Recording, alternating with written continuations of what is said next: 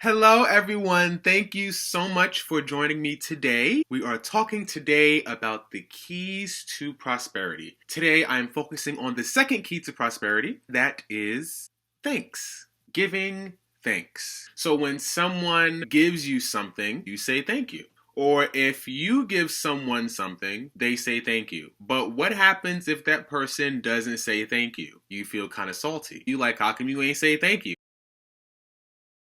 And then if you keep giving them things and they keep not saying thank you, then we got a problem.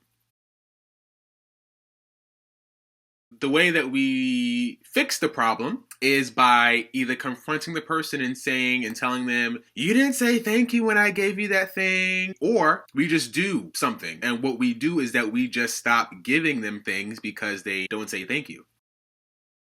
And we say that's one of the magic words. There's thank you, and then there's please. It's interesting. A lot of the things that we experience in our physical world is actually a mirror to things that happen in the esoteric or energy world. For example, if someone is someone that gives a lot or someone that's a very nice person, we usually might say that person has a heart of gold. Now, why do we say that? Because there's an esoteric, energetic background behind that. If you clairvoyantly look at someone, if you ask a clairvoyant to look at someone with a very big heart or someone that's very giving, their heart energy center is usually gold. It will usually radiate a golden color. For normal, everyday people, the heart energy center is usually pink. You think about love, you think about Valentine's Day. People usually tend to give things that are either red or pink because the heart generates like a pinkish color. And if a person is very giving or if they're in a moment of extreme love,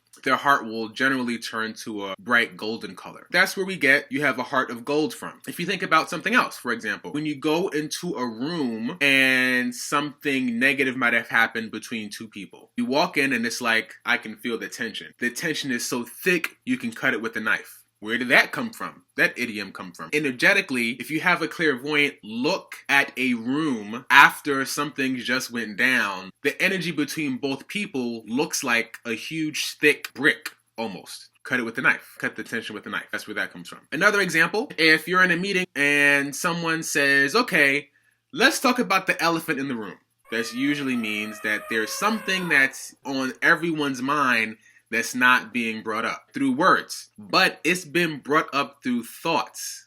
If everyone begins to think the same thing, those thought forms energetically create like a huge, massive thought bubble, almost with legs. And these legs are attached to each person. So let's say there's 5 people sitting at a conference table. And if each person's thinking the same thing, for example, where are the funds going to come from to do this particular project? There's a cord that connects from their head where they're thinking this, and the cord goes up into, the thought bubble. Usually in the comic books or whatever, and someone has a thought bubble of what they're thinking, that's what it is essentially. There's like this sort of like invisible cord that creates like this thought bubble that says, where's the money going to come from? So if everyone starts thinking the same thing, essentially all of these cords are attached to each person's thought form. It creates this massive thought form. So if you have a clairvoyant walk into the room and look inside the room, it's almost like these cords are almost like legs. And if you think about something with legs, it essentially takes on a life form of its own. And it becomes its own entity. It becomes its own thing.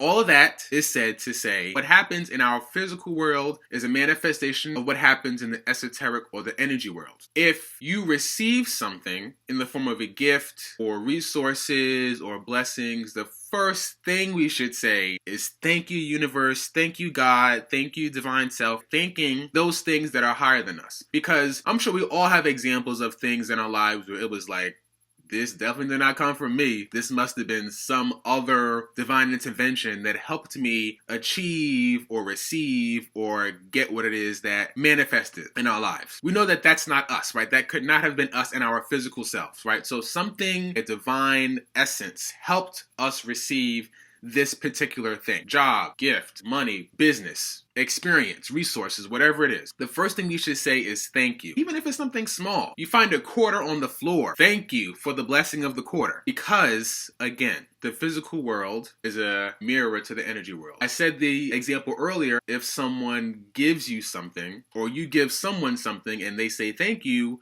you are more apt to give them more things if they say thank you. The more you don't say thank you, the more you're apt to probably not give them something. In the esoteric energy world, the more you say thank you, the more good, the more blessings, the more prosperity comes into your life. So that's it. Giving thanks. That is another key to maintaining and to receiving prosperity. Thanks for joining me in this video. Check out my new website. Actually, it's not probably new anymore. It's probably about maybe a month old. But check it out. The link is down here below, kadeem1.com. Check out some things I'm doing. Check out some ways that I can help and assist you manifest what it is that you really want to manifest in your life so that you can live your best life ahora.